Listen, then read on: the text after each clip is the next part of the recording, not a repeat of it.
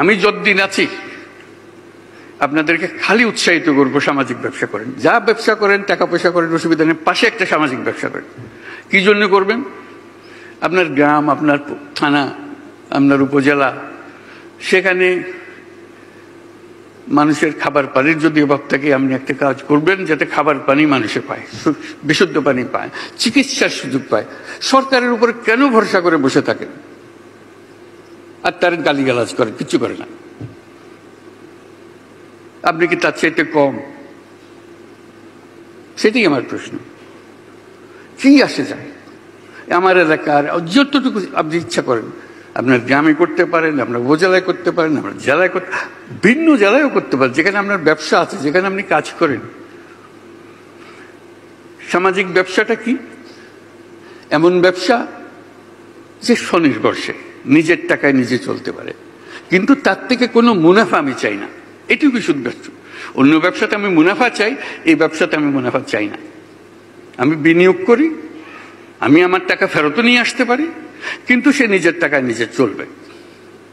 যেহেতু আমি উদ্যোক্তা, আমি জানি কি করে ব্যবসা করতে হয়, আরেকজন জানে না।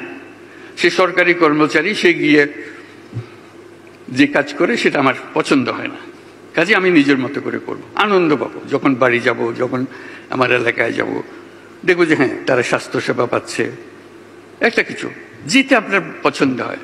এনভায়রনমেন্টের হতে পারে, শিক্ষার ব্যবস্থা হতে পারে, কত রকম জিনিস আপনার সামনে আছে। শুধু কিছুটা টাকা আলাদা করে রেখে তো এটা আমার সামাজিক ব্যবসাতে বিনিয়োগ করব। এবং সামাজিক ব্যবসার মজা হচ্ছে, ওই টাকা আপনি যদি সফল হন, ওই টাকা আপনি ফেরত নিয়ে আসতে পারবেন, ওই টাকা নিয়ে আসতে পারবেন, তারপর থেকে এক পয়সা আনবেন না। ওই ব্যবসা দিয়ে ব্যবসা চলবে। এবং সেটার জন্য তহবিল সৃষ্টি করতে পারেন। যারা সামাজিক ব্যবসা করতে চায়, আমি পারতেছি না, যারা সামাজিক ব্যবসা করতে চায়, আমি বেছে বেছে তাকে বিনিয়োগ করতে পারি।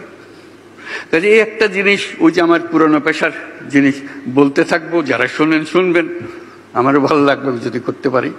বিদেশে অনেকে করে, বিদেশে বড় বড় ব্যবসায়ীরা আমাদের সঙ্গে সামাজিক ব্যবসা করে বাংলাদেশে এসে, শুনেছেন বলে দাননের কথা, ইউনিক্লোর কথা, ইউনিক্লোর দোকান আপনারা দেখেছেন, সামাজিক ব্যবসা তারা এখানে এসে করছে, যেহেতু তারা উদ্বুদ্ধ হয়েছে। ওখান থেকে তারা এক পয়সা রোজগার করতে যায় না, এটা ওখানে চলবে। পানির ব্যবসা আছে, বিওলিয়ার পানির ব্যবসা এইখানে। কাজে আমাকে জিজ্ঞেস করো, তোমার দেশের ব্যবসায়ীরা আসে না কেন? আমি যে আসবে, সময় আসলে আসবে, সান্ত্বনা দিই। এবং সেটার জন্য একটা নতুন কথাও বলি সবসময়, মানুষ শুনে কখনো হাসে, কখনো সিরিয়াসলি নেয়। আমি বলি যে making money may be happiness, টাকা রোজগার করা খুব আনন্দের জিনিস, making money is happiness, making other people happy is a super happiness.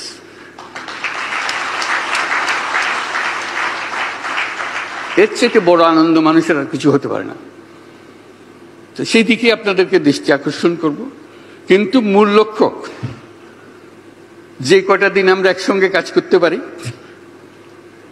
এই নতুন বাংলাদেশের জন্য যা আছে তাই করব, যেন বলে যেতে পারি আমাদেরকে জীবনে এই দেশ আমাদেরকে একটা সুযোগ দিয়েছিল, আমরা সেই সুযোগ পূর্ণ ব্যবহার করেছি। আমরা সেই অতীতের পচা বাংলাদেশ থেকে আমরা একটা নতুন তরতাজা বাংলাদেশ সৃষ্টি করেছি।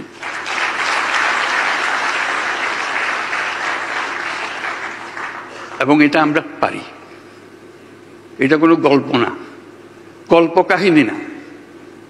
আমার দৃঢ় বিশ্বাস, আপনারা যদি মন ঠিক করেন, খুব দ্রুত গতিতে এই নতুন বাংলাদেশ আমরা গড়ে তুলতে